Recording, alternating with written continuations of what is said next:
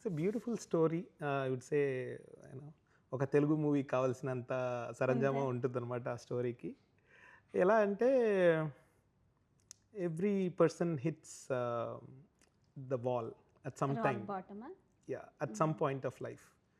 ఆహ్, మామూలుగా అందరూ అందరికి పడినట్లే దెబ్బలు పడుతూ ఉంటాయి.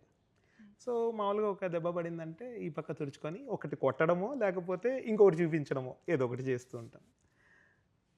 ఆల్ ఆఫ్ ఎ సడెన్ అన్ని వైపులా 360 డిగ్రీస్ అందరూ ఆహ్, అన్ని వి అన్ని విధాలుగా బాజా భజంత్రీలు అనుకోండి ఆ విధంగా అవుతూ ఉంటే అర్థం కాదు సిట్యుయేషన్.